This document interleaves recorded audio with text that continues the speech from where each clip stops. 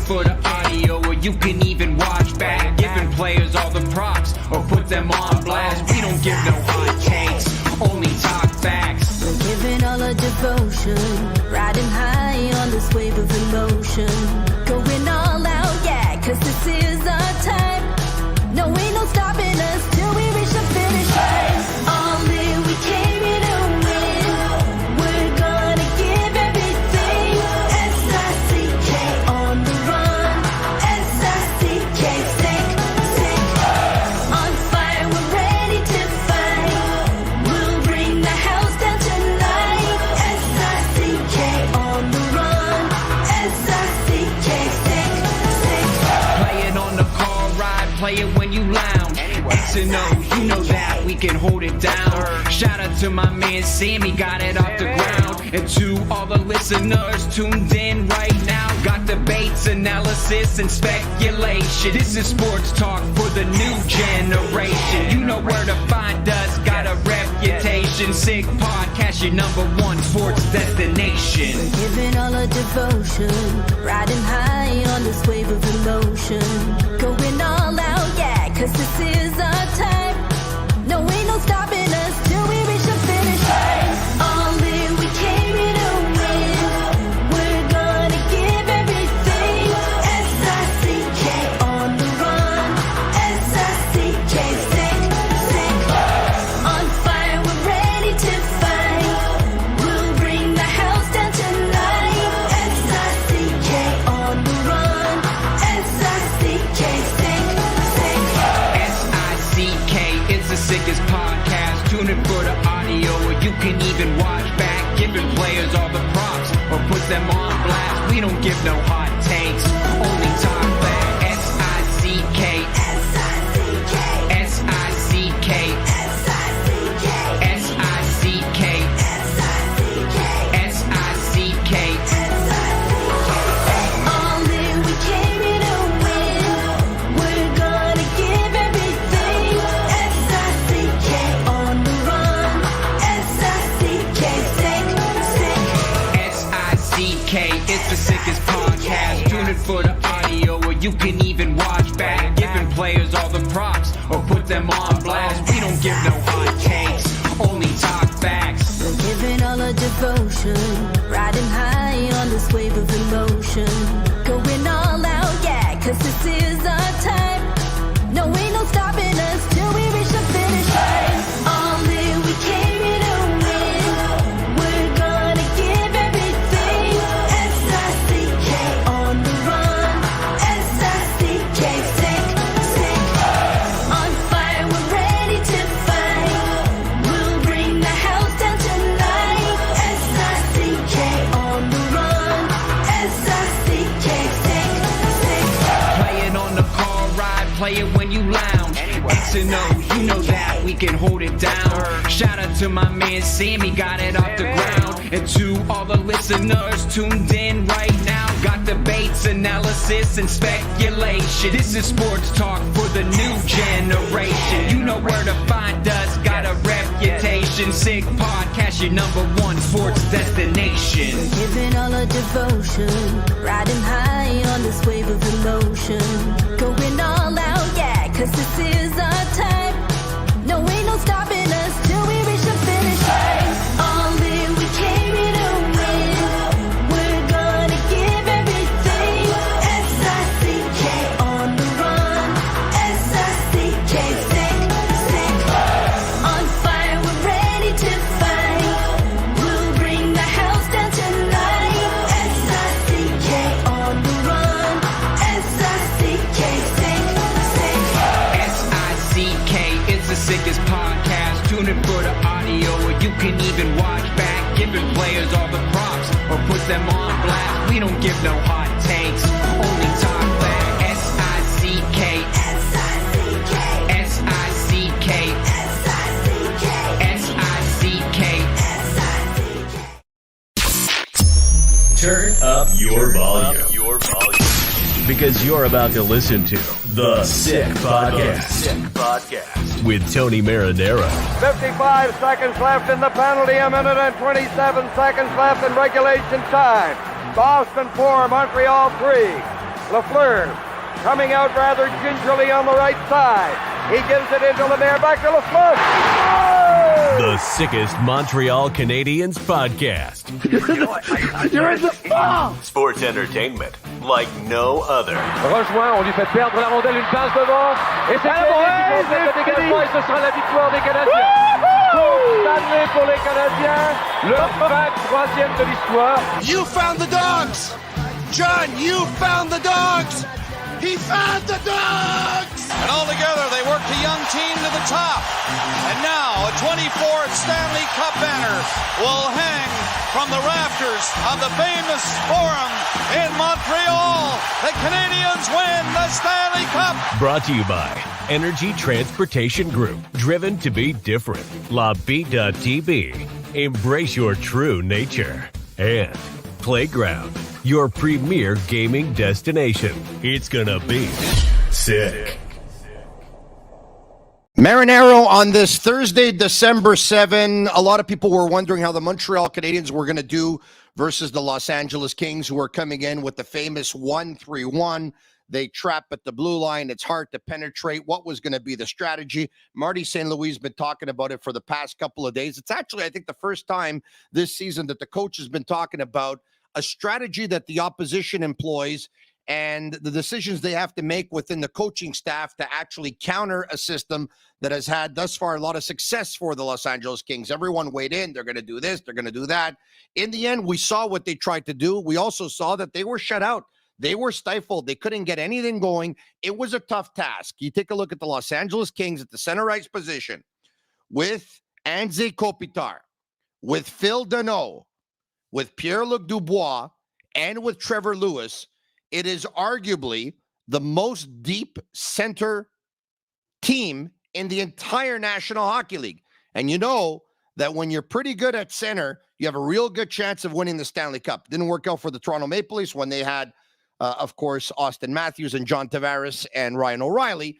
But more often than not, it's a pretty good recipe for success.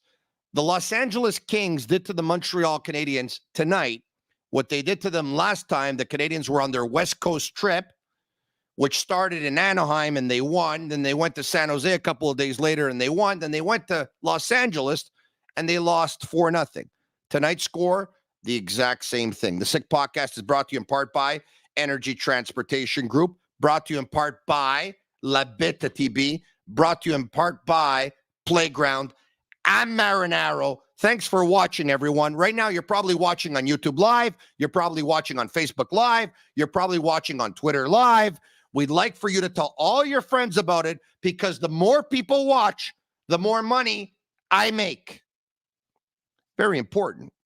Speaking of money, a guy who made $1 or $2 in his career, and more importantly, he's celebrating an anniversary tonight of sorts. In a way, he is.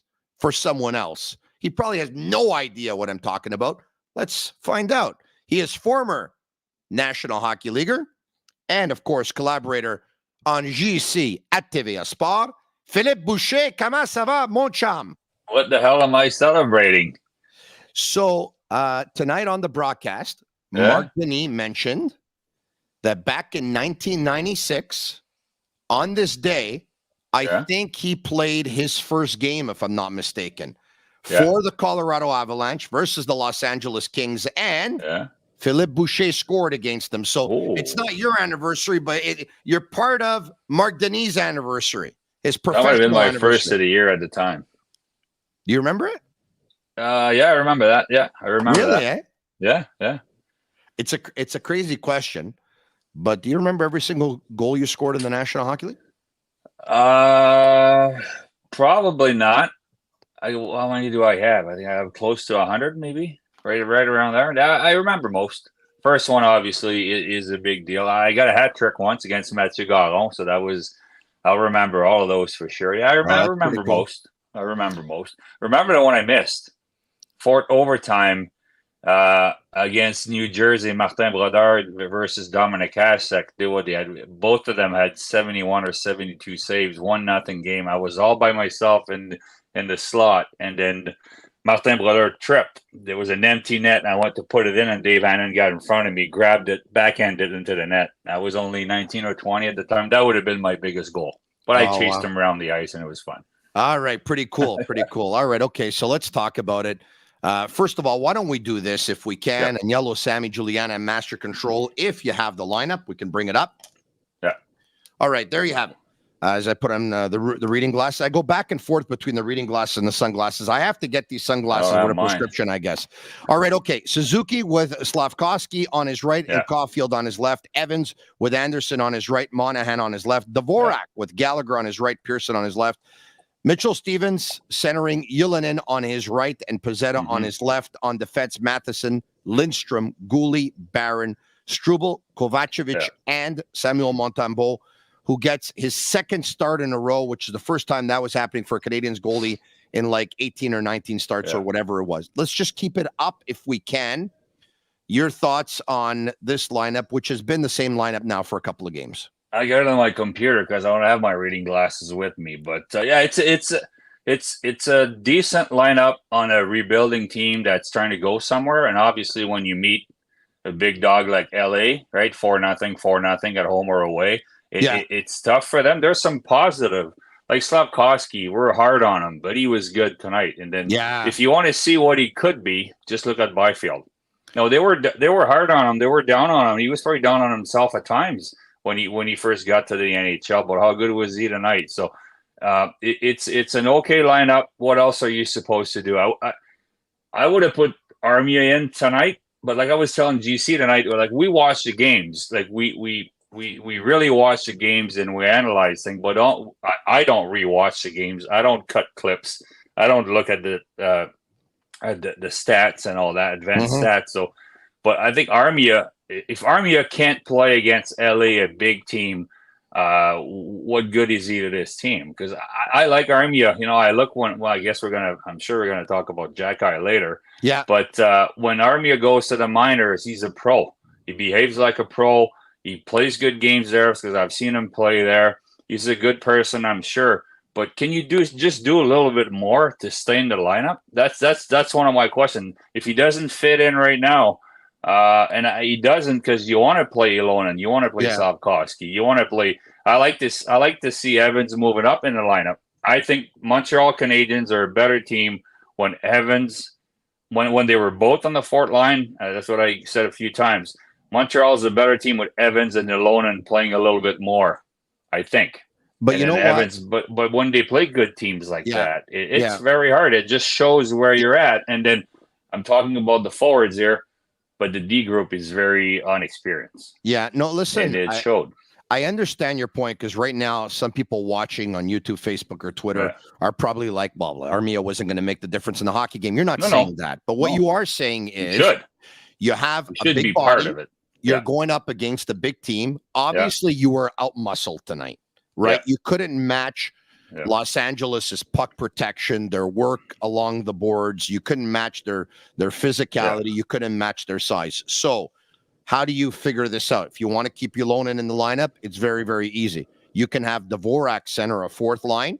You can have Evans go down to a third line if you want. You can have Monahan center a second line. You can end up getting Stevens out of the lineup, putting Monahan back at center, and you can end up putting Armia on the wing if you wanted to. You talked about Quinton Byfield, and you talked about Uri Slavkovsky. So I'll say this.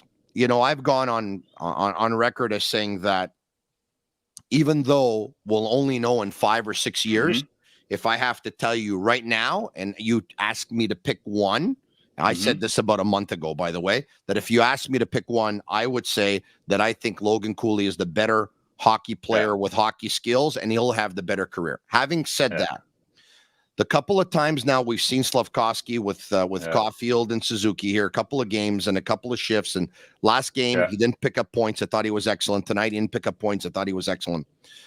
I will say this. Based on what we just saw in the past week, I understand why the Montreal Canadiens drafted him first. It wasn't a draft with a no-brainer. Like, oh, we got number one and we're going to take Connor Bedard. That's easy. That's very easy to do. And you hope that timing's everything, right? You wish you could have the first round pick or the first overall pick when it's him.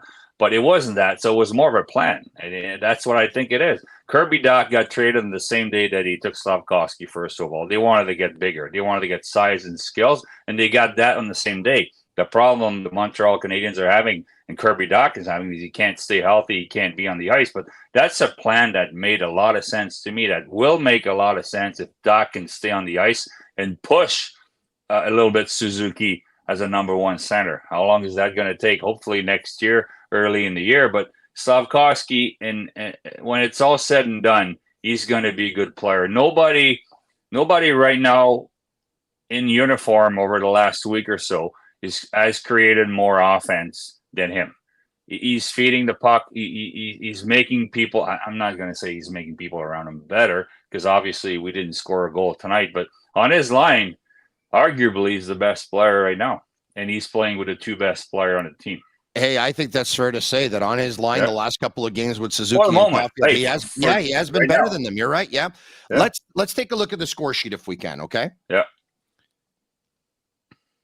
All right, we have it here. Yes, here we go. All right, period number 1. It's Drew Doughty. This is a bad line change, by the way. It's a bad line change. Doughty gets in behind a couple of players, and then he's looking past, but he's in close on Montembeault. He's able to jam it home. The second one, Quinton Byfield. Kempe to Kopitar to Byfield. This guy goes around Caden Gooley like he's not even there. Yeah. And with such confidence and ease, and of course a very long reach, he's able to just go around and cut in front of Montembeault, and he's able to jam it in. And then Byfield on a power play by Kopitar and Fiala, and it was a bang play. Really, it was you could tell it was kind of like a set play, right? It was a tic tac. Yeah, with a broken stick, a lucky setup play, but it really did look like a setup play. Yeah, and then Justin Barron collides with an official. Trevor Moore is off to the races, and he beats Samuel Montembeault once again with an unbelievable confidence. Like, you can tell that there's a couple of players on that team. Moore is one of them. Byfield is another, that their confidence is at a high right now. Phil, is this team your Stanley Cup favorite right now on this December 7th? I would say so. Well, it's not. Nothing is won in December, but they look really good. They don't have any weaknesses. The position you want to strengthen at the deadline is quite often the center position. Forget that. They got the best in the league and the best that's been seen in a long time. Defensively, Drew Doughty plays half the game. He's as good as they come. They have youth, and they have assets to improve the team. So this time they're a contender. But about those goals tonight, how good is Kopitar still? It's unbelievable what this guy has done. Now, if he was part of if he would have worn the Toronto Maple Leaf jerseys, the Montreal jersey, or the Rangers teams that we see more often, we would have him as one of the best. We would talk about him with the Crosbys and the Malkin and Ovechkins and those guys, because he's the same age or even older than those guys. But offensively, they're dangerous. And Byfield, trust me, I'm pretty sure a lot of coaches watching the games tonight, minor league coaches or youth hockey coaches or junior coaches, said, "Hey, cut that clip out. This is a net drive. This is how you beat it deep. Put your knee inside, shoulder inside, and then Gooley. Yeah, I love Gooley. He was caught flat-footed, right? Yeah. So I don't think he looked that bad on it at the end of his shift. Byfield just blew by at the end of his shift, and I feel bad for Barron. It seems like every time there's a blooper kind of goal, he's part of it. It's kind of unfortunate bounce with the ref there on the wall and all that, but the game was all done by then anyway. All right, I'm going to say something now that's not going to be popular with the Montreal Canadiens fan base, and I'm not saying it to get under their skin. I'm saying it because I think at this point you can almost take it down as fact. And I know hindsight is 20/20, so I'm talking today. But I think today, we can all agree that Antti Kopitar would have been a better pick in 2005 than Carey Price. And I say that with the utmost respect for Carey Price, who was probably the best goalie in the National Hockey League for several years. And in one particular year, he won 4 individual awards. But how can we deny that right now? It's December 7th, 2023. and Anze Kopitar is a first-line center on one of the top 4 or 5 teams in the National Hockey League on everyone's list. Yeah. And he's picking up points, and he's playing a 200-foot game that has been top 5 200-foot game in the last decade. Let's just say that I don't disagree, but hey, they're 2 unbelievable players, and one is still playing and making a difference, and he's having a kind of an MVP, well, not an MVP season, but he's one of the best leaders in the league, and the point production is there, and he doesn't make any mistakes. But they were able to surround him. There are 2 key positions: number 1 center and number 1 goalies and number 1 Ds, right? And then those can transform your franchise. Yeah. You obviously got a number 1 center there. Montreal got a number 1 goalie. I think they were able to surround him a little bit better in LA than they did with Carey Price in Montreal. Carey Price on the better team, they've had decent teams when he was there, but on a good team, I think not on the best team in the league, but on a good team, I think he could have taken that team to the championship. Hey, listen, they were never able to surround him with a number 1 center, probably a number 1 D, and everything else that goes along with a team that a roster that you need to win a Stanley Cup. By the way, that year, the 2005 draft, the Canadiens draft Carey Price at 5. The Los Angeles Kings draft Anze Kopitar at 11, and goalie Jonathan Quick at 72. You don't have to look very long or very hard, or very far to find out why the Kings won a couple of Stanley Cups. Yeah, the way they did, and that's why the NHL. I used to play in the NHL, but never was in a management role. And I know a lot about junior hockey. I was involved in 11 years or whatever in junior hockey. And then you have cycles and rebuild. We use the word rebuilding because you need to rebuild in junior. But in the NHL, some teams don't do that, right? So they won. The only one that's Jonathan Quick, Drew Doughty, Anze Kopitar. Quick left, but they kept those guys. Just like Chicago. Chicago, for the longest time, they kept Kane and Taves and we're going to have a couple of down years, but we're going to keep them and win with them again. Hey, that's what they're doing right now in Pittsburgh. Is that going to work? I don't know.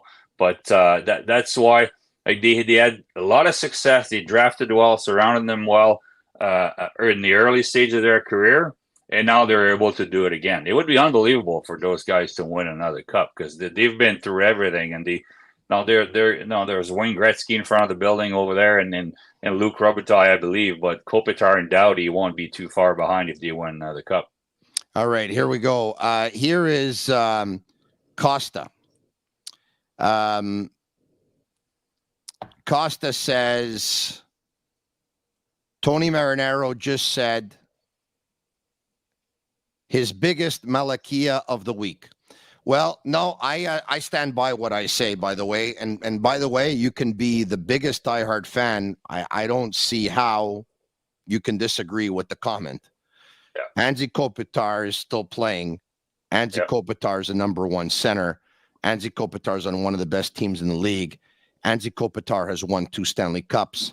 Anze Kopitar is up for the Frank Selke Trophy pretty much every year for the last, 7 or 8 years. He's been one of the top 200-foot players once again for probably close to the last decade. I don't see how anyone can disagree with what I just said. But hey, the beauty of sports is it's all a matter of opinion, right, Phil? Well, he was the 11th pick, right? So a lot of teams are saying, well, we should have picked him. And Carey Price at 6. I don't have the list in front of me, but I would think a couple teams before 6 said, maybe we should have picked a goalie. We never took a goalie early. But if Carey Price would have stayed healthy, he's there's a Patrick Waugh and the Brodeur and Ashek, but not too far behind. And Fleury and then Price could have been healthy. And another better team, he could have been mentioned with those guys. He is by some people, but hard to argue what you're saying. I'm just trying to defend Carey here for a bit. No, I don't know him at all. And you do good, by the way. And I'm getting Price not a bad. I never said he was a bad pick, right? No, you didn't say that. It's a great pick. He was a great goalie for over a decade, and for a couple of years. Yeah. You ask the players, you poll them. I mean, who's the best goal in the league? And Carey Well, Price it's like, let's came up argue more often than who's not, right? better. Who's better, Gretzky and Lemieux? We can argue all night, but there are two great players. So, Well, arguing is fun, though. I don't think there's a better podcaster than me in the city. But Well, that's by the way, I'm glad I'm helping you getting rich, right? You said that earlier. The more people that are watching you, the richer you're going to get. So hopefully I can help a little. I would love for you to get, but you're already rich. You see, so I'm going to keep everything for myself. Hey, listen. Okay, all kidding aside, and thanks everyone for playing along. And by the way, yes, I am being. I'm trying to be funny here. Okay. I think it was Bruno Gervais on the broadcast who did a real good job of actually showing what Marty St. Louis' game plan was to try and counter the 1-3-1. It's probably a little bit difficult to explain when we're doing the podcast because we don't have, graphics out or we don't have boards out and stuff and charts. But basically, long story short, so the Kings are always having pretty much a wall of three men to stop you. And then so they got one ahead of them, 3-man wall behind them, and another one behind. It's a similar system that Guy Boucher used to use when he was coaching the Tampa Bay Lightning, correct? Yeah. It's a very, very frustrating system to go up against. So what Marty was doing is he was having two forwards always try and take the corridors, the left corridor and the right corridor, and chip pucks behind them and have those guys take off and try and, get to those loose pucks. Yeah. The Kings, the way they were playing as a unit and the way they're in sync with that system, Phil, it's unbelievable. If it was that easy of a system, everybody would play it, right? Few teams play it. Few coaches can teach it really well and have the players to buy in because it's not the most fun system defensively to play. But if you do it well, you're going to get so much offense. That's why in all categories, LA is through the roof. Defensively, they're really good, and offensively, they create a lot. They score tons of goals because the frustrating part of it is they make the red line hard to get, and once you get there, you don't feel like you have any other options to dump it in. And then by that time, the D is kind of waiting by the goal. He grabs it, very skilled D. They grab the puck and they break it out. There's not too many. There's a few ways you can do it. Like I think that's what I hate the drop back breakout on the power play when they skate it up and give it to a guy about 20 feet behind. I think the 1-3-1 kind of started creating that 5-on-5 where you want to skate it. You want to make those D's back up and try to get the puck to a guy behind or get it across the ice to skate it in. But when it's executed well by very smart players, because they have a lot of smart players on that roster, because you need to think when you play that system. If you do it well, it's very hard to create offense. And especially, let's face it, we're not a high power offense in Montreal. Who can take charge, grab the puck, take it in, skate it in, and create a play, make room at the red line, create offense at the blue line. We don't have that too much in Montreal. And once you're in, you got to stay in, and we're not a great forechecking team yet. So I knew that my comment that I made was going to get a lot of people riled up, right? So Dan Lapierre says, Tony, listen to Phil. Price never had a great team like Kopitar did, right? Correct. So I asked Dan, I said, Dan, let me ask you something. Who would you rather have? Marcel Dion or Guy Lafleur? With all due respect to Marcel Dion, I think everyone's going to answer Lafleur, right? Yeah, with the Cups, yeah.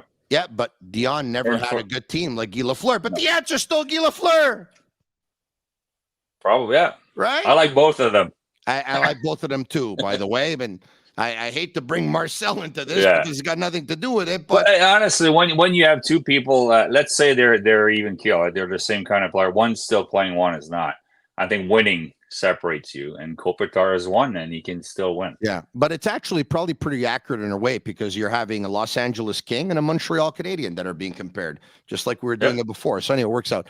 Okay, the power play was not able to get on the board tonight. Yeah. Here's a power play that started very cold. Then for a sequence of about, I don't know, 3 or 4 weeks, they got very hot. Then they got very cold again. They had gone 0 for 27 or something like that. Then they had scored a couple of goals in the last couple of games, and tonight they weren't able to manufacture anything. What did you make of it? Did you see anything? You know what I saw? I saw at one point that was it Caufield was on the opposite wing. And he was by the boards, and I think Suzuki had made his way to the point, on the other side, and then Matheson was at the point, and then everyone switched over. And I've been wanting for them not only to move the puck, but to move their feet. They were moving their feet tonight. I played the power play for some time, junior hockey my whole career, and then sometimes in the NHL on a good power play in Dallas too. And I coached the power play. I loved coaching the power play, and I'd like to see a little bit more. Monahan hit the post. It was a setup play. I'd like to see more setup play, but confusion. I'd like to see more confusion, more movement, more for me. A power play was always an overload, right? That's the basic power play with a guy on the goal. Caufield was on the goal line for a while, and I like to see that. People might say, "Oh, what the hell is he doing on the goal line? He's a one-timer guy." No, once Suzuki gave it to him, Suzuki moved. Caufield was back to original position. You got to have some movement on the power play, and they're way too predictable, and they don't have yet. They will, but they don't have yet a dominant weapon on that power play. Madison does a good job as a quarterback. Barron can be okay on the back. Caufield has a good one-timer. Suzuki's a good passer. But what's a dominant factor? What's a go-to guy to move it or go-to guy to shoot it? We don't really have that yet. So to me, movement would create confusion, and confusion is very effective on the power play. Organized chaos, I used to call it. Right? If you can have organized chaos with movement, go from an overload to a 1-3 bone, back to an overload to an umbrella. For some people, it might not. Those are hockey terms, but I think a lot of people that know about hockey, you got to switch from one to the other. Same 5-on-3, once you get a 5, you don't get 5-on-3s too often, but if you're on a 5-on-3, whether it's a minute and a half long or 30-second long, you get your setup plays, you get your movement that creates confusion, and you need a shot every 15 seconds. It's the basic principles that are missing to me. And when you watch hockey, when you played it, when you coached it, there are certain basic principles back to where it came from. The easiest play in hockey, right? And to me, it was always I always thought two righties on the power play was the most on the back end was the most. Me and Zubov, when I played with him, Zubov made me good, right? He made, I had 16 and 19 goals, mainly because of him and Ribeiro on the half wall, but back to where it came from. The easiest play. You give it to a guy, he looks away, gives it back to you, one-timer. Back to where it came from is the easiest play ever, but you just need a little bit of traffic. Those are our go-to plays. Those are setup plays. And to me, I don't see a lot of those with Montreal. And Burroughs played on a power play, probably more in front of the net with the Sedins, I would think. Obviously, Martin St. Louis played on the power play. So is it – I don't know. To me, I think – even though Montreal doesn't have the huge weapons and the 50-goal scorers and all that, there's enough there for them to have a better power play. Phil, a year ago, Cole Caufield scored 26 goals in 46 games. Okay? Yeah.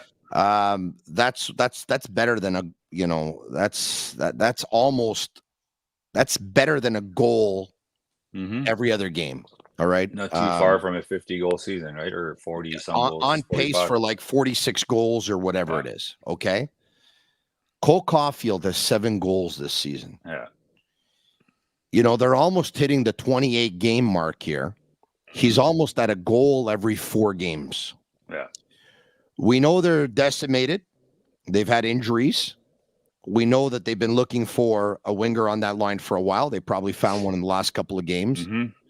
We also know that goal scorers, for the most part, are streaky unless they are some of the best goal scorers to ever play the game. Are you concerned at all? No, it's part of the process. I think he's a very young player. He's not. Carey Price did not have the. I don't want to go back to that, but didn't have the best supporting cast to win a cup in Montreal. I don't think Cole Caufield has the best team around him to make him a 50-goal scorer. Will he get 50 once in his career? I truly hope so. He's got the capabilities, but he would be a lot better.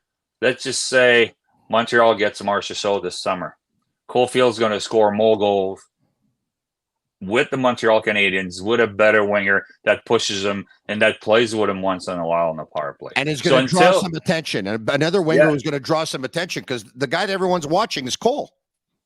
Well, yeah, and everywhere they go, Caufield and Suzuki, if you put them together, they play against Doughty. They play against the best defenseman in the league. So they got the best of the best. Victor Edmond in their face, and the list goes on and on and on. So it's not easy. If Caufield gets to be on the second line or on the third line against a third pair D or something, then he's going to score a lot more goals. And obviously, if the power play is clicking, if you have better players to help him, it's a lot of pressure.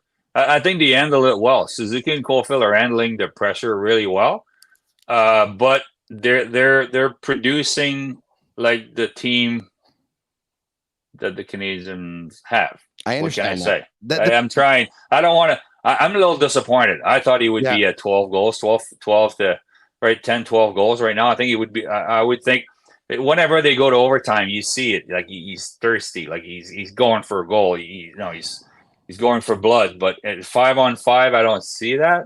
And he's more of a guy. Whenever he's going to be one of the guy that the best thing that could ever happen to him is obviously that Slafkovsky becomes dominant, and we can just forget about Caufield somewhere on the ice, and all of a sudden he gets the fucking boom. It's in the back of the net because he doesn't miss very often. He just doesn't have. I'm worried about. I said, when you're a goal scorer and you don't score, worry when you don't have scoring chance. If you do have scoring chance, goals are going to come. I'm worried about the fact that he doesn't have that many scoring chances right now.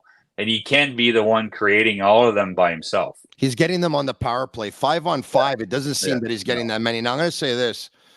Everything you said, I agree with. I think it's true. At the same time, I'm sure, even though he won't say it publicly or openly, I'm sure that Kent Hughes looks at Cole Caufield and says, you know what? When I gave him the $7.8 million, I know that he's going up against great players, and I know that he's going up against great defensemen. I know it's not going to be easy, but I'm giving him that money because he has to score. Right? Yep, I agree. I agree. What did you make of the decision to go with Montembeault back-to-back? I liked it. Yeah. Why not? Yeah. He's the goalie of the future. He's the one with a 3-year contract. Primo, it's up to him if he wants to be an NHL caliber goalie, and he's being given the opportunity, even if it's pretty thin. I would have much preferred having Primo in the minors because, listen, I don't know if we're going to talk about Xhekaj, but I watched the game last night. I watched the game last night. Let's stay with the goalie here, but like Primo would have been way better off.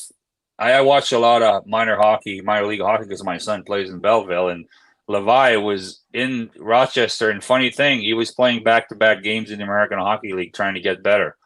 I think Primo should have been in the American Hockey League this year until you're able to move Allen. Then you bring him up. Then you find out in the NHL if he can be a backup. But hey, I don't. How about that fear of losing him to waivers, though?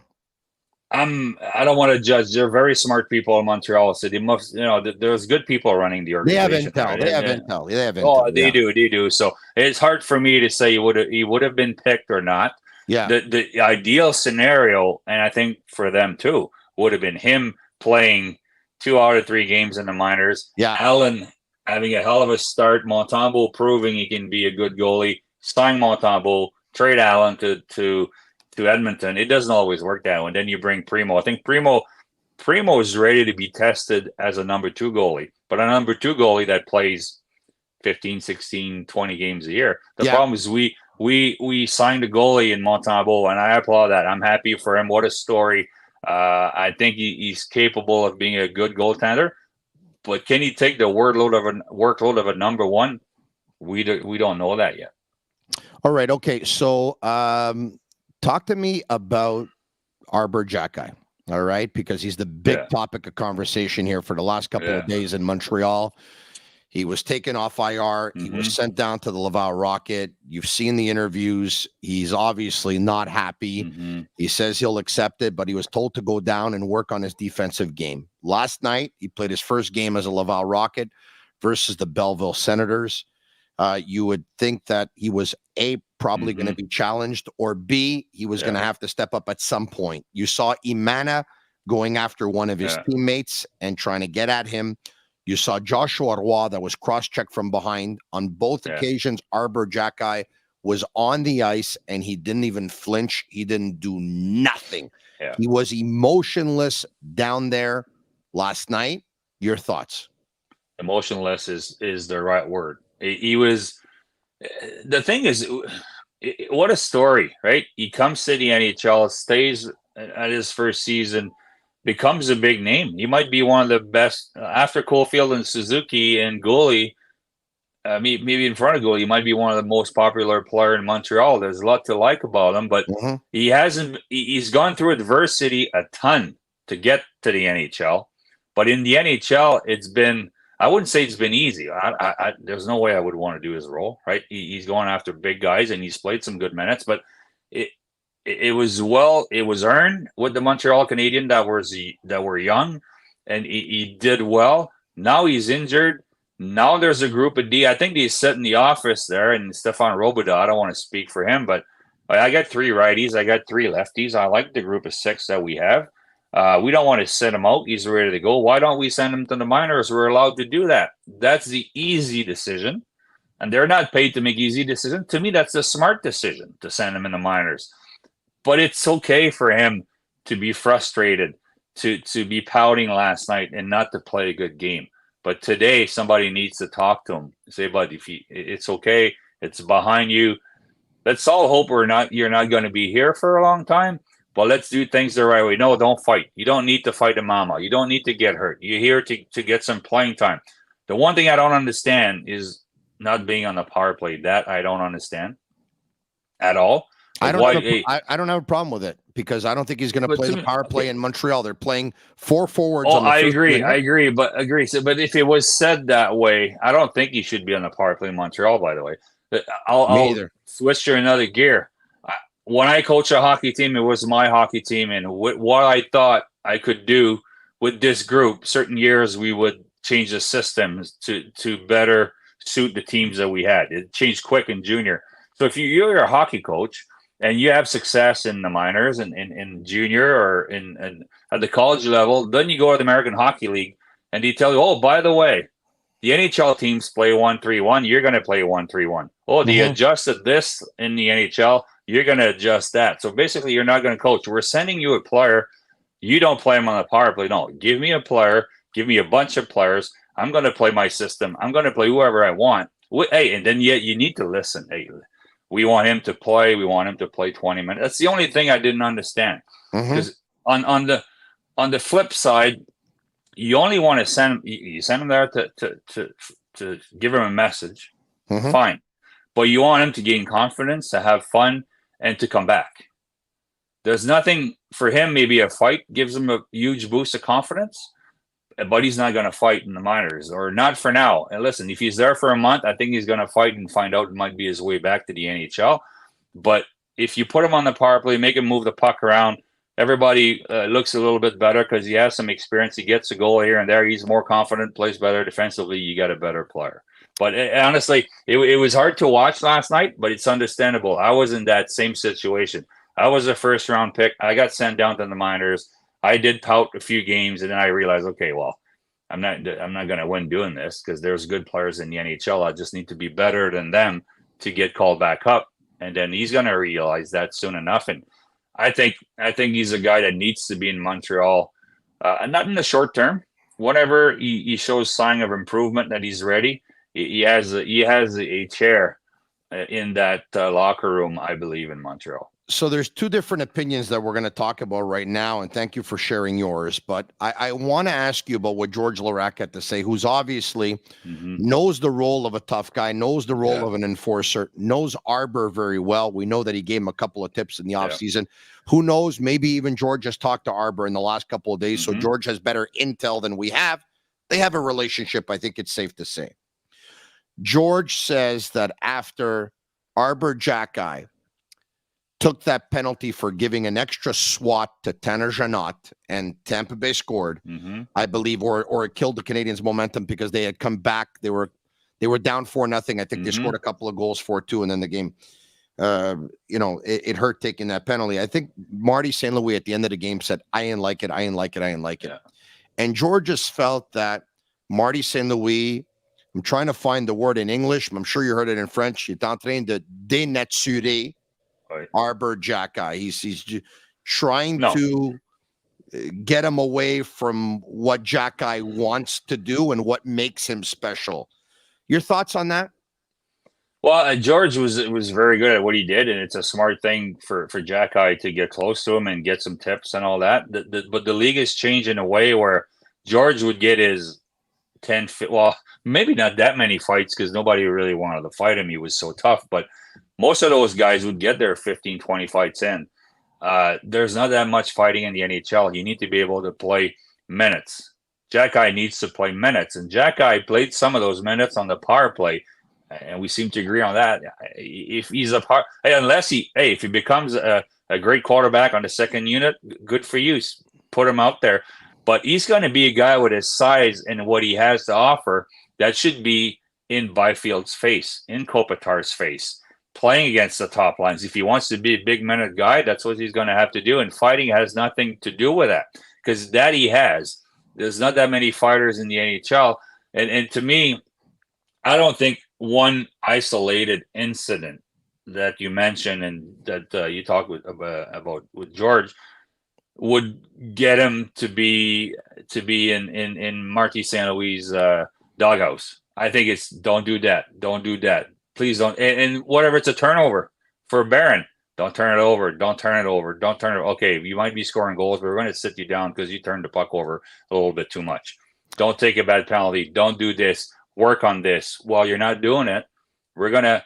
But he wasn't sent to the minors after being -4. He was sent to the minors. I'm following hockey a little here. He was sent to the minors after being injured, right?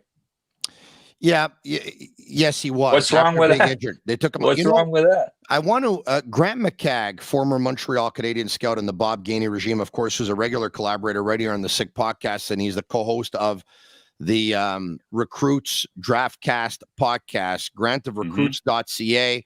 And you can subscribe, yearly or even monthly, $3.50 per month, and you'll get absolutely everything and access to all the articles. He wrote an article earlier today, and it was a very astute way of looking at it, where he removed himself from all the emotion of the situation that everyone's going nuts that Xhekaj is down because of his popularity and because of his ability to defend his teammates. Right? Let's be honest. Yeah. But Grant wrote a very well thought out article where he said, and I'm going to try and recap because I won't read it all, but he says he doesn't understand people viewing Xhekaj's demotion as something negative.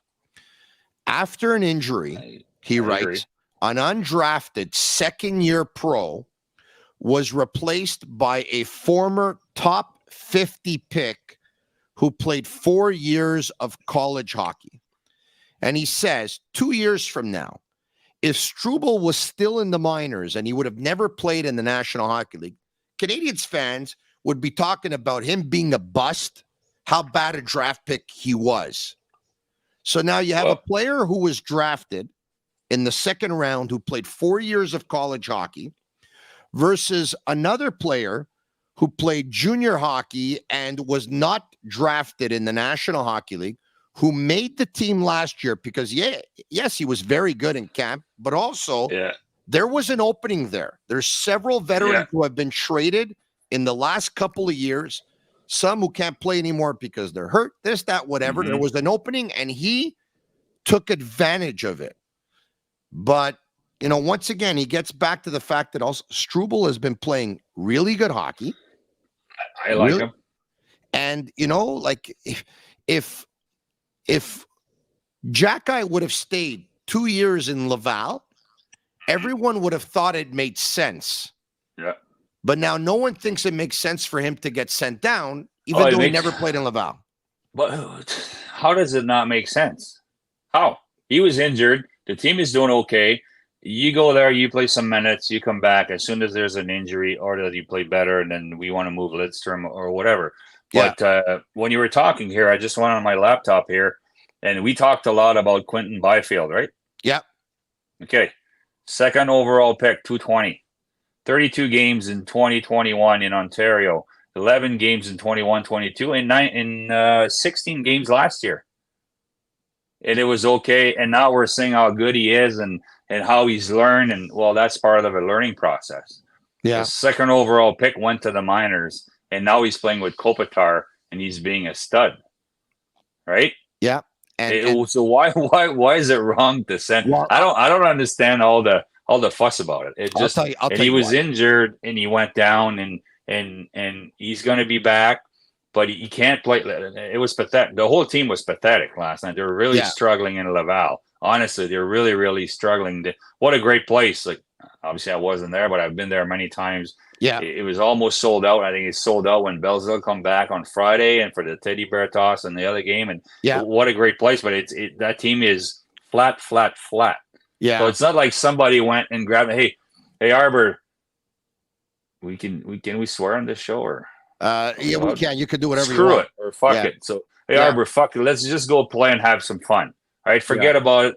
You come here, or the team's doing well. Let's have some fun and see what happened. No, you went on a team that's really, really struggling. Nobody's too comfortable. I can't see the coaches being too comfortable down there either. No, I don't think so. It's not a good.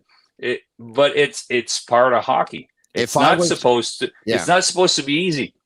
He went and played in the NHL because he earned it on a team that finished last overall or got the first overall pick the following year, right? Am I mistaken? Or they were a team that's struggling that had very, very thin depth on D. Yeah. And he was the number 6 guy. It was a perfect fit, but now there's people that want that job and that they're good enough. And you get Mayu down there, and you got we picked another linebacker last year, defenseman. So it's only going to get harder for him if he doesn't pick it up. But it's not everything to be sent down. It's normal. That he was not good last night is normal. Give it time. He's going to figure it out. He didn't get there by chance, and he's got. To me, I hope for him because I like him too. He's going to get back to Montreal and be able to make a difference on a team that should be moving forward in the next couple of years. You said the coaches are probably not comfortable down in Laval. If I'm Jean-François Houle, I'm powering off my phone. Like I'm shutting off my phone for 3 or 4 days because I'm worried that call is coming. Now I'm gonna say this. We'll end it with this on Xhekaj, right? Because I thought once again it was well put. So people are freaking out because he's Arber Xhekaj. He's the sheriff. He gave it to Ryan Reeves. Only him and Pizzetta with regularity will drop the gloves. Yeah. He's a legitimate tough guy in the National Hockey League. They don't have other players who can do what he does. Having said that, and Grant states, and it's a very good point. It's a very good point. He states, well, if you think you absolutely need to have a tough guy in your lineup to have a better team, how did it work out with Reeves in Toronto and Lucic in Boston? It didn't.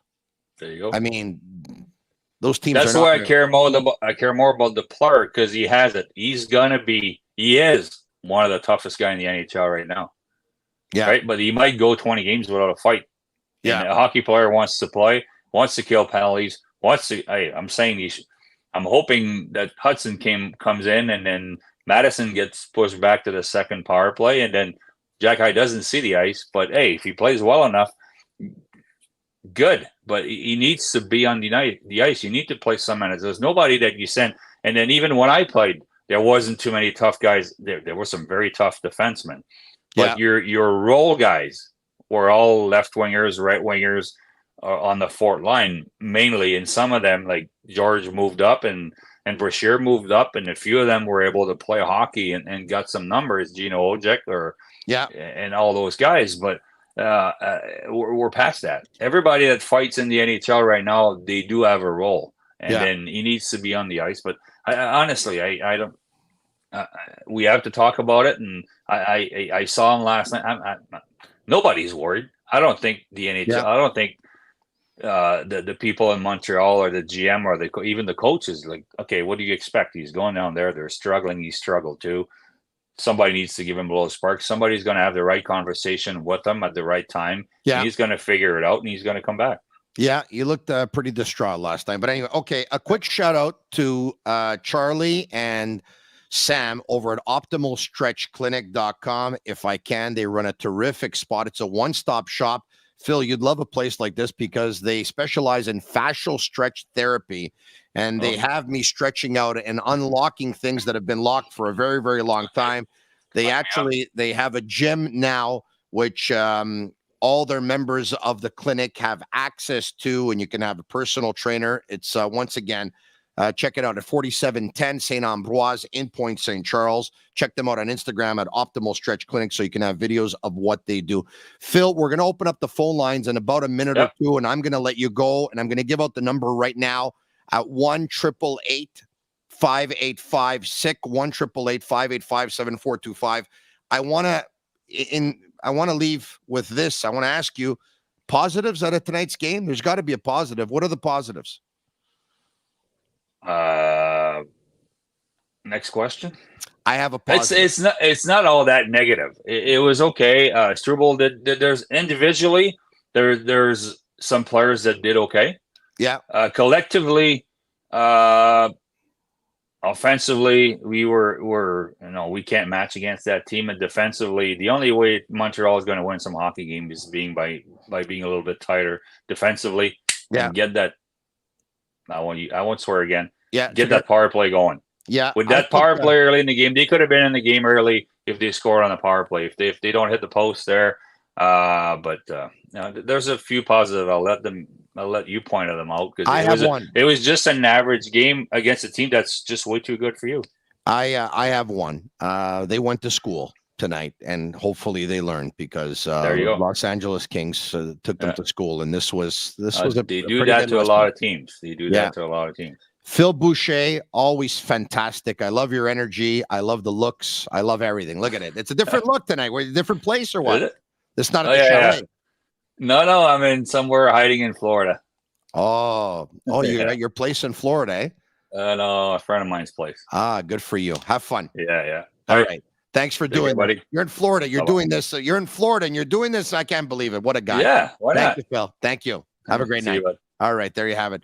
Former National Hockey League player Philip Boucher, who is away in Florida, and instead of being on the terrace right now and, a beautiful breeze, you would think he's talking to me on the Sick Podcast. That's pretty cool. And when I reached out to him, I said, can you join me? Yeah, right away. That's amazing. Let's take your calls. You called. Presented by Playground. Presented by Playground, and we will get to your calls once again at 1-888-585-7425. It's a toll-free number, so don't worry about it. It is absolutely toll-free. And if you're watching the Sick Podcast right now on your mobile phone and you're like, you know what am I going to do? I'm going to call. Well, you can still keep it on your screen and you can grab your cordless at home. And if you don't have a cordless at home, just get off of YouTube right now and just pick up the phone and give me a call, because I'm sure a lot of you want to talk about the Montreal Canadiens losing tonight by a score of 4-0. And Yellow Sammy, Juliana, and Master Control, if we can, let's bring up the schedule for the month of December. Do we have it? We don't have it just yet. All right, okay. Maybe we can't bring it up at the same time. Hello, who's this? Looks like we got a call. AJ. Hey, Tony, how are you? Good, you? Good. Great show tonight. Thank you very much. I appreciate it. Trying our best. All right. I just want to see if I can predict the future for you a little bit here. Yeah. If that's okay, because I know everybody is so good at it all the time, right? So yeah. I'll take my shot. Okay. This team will become a great team with a transition virtually of a month and a half. And it won't be this year. But they will have a moment in time where they collect so many assets and so many picks that they'll be able to get eligible players that are on the market. or that are made to be on the market. They will overpay, but they will get them. And I'm pretty sure that that's probably the best plan that he could have in place right now. Because the way I see it, they'll have the best bottom 6, the best bottom 4 minimum in the NHL, okay, with all the great talent that they can pick from that they have. And they're going to have to be able to snipe and make actual trades and get deals. That's why I'm a fan of, trading Monahan and trading Matheson and trading Henderson and trading all these guys. Because there's going to be a time where, Montreal will be on the take-up and on the take-off, and these guys will be inconsequential to the team because of their age or contract status or whatever it is, right? Yeah. With Savard. I mean, I see that happening to this team. And I see it where they make moves, like a Fiala, Timo Meier, Pierre-Luc Dubois, Patrick Laine. Like, these guys come on the market.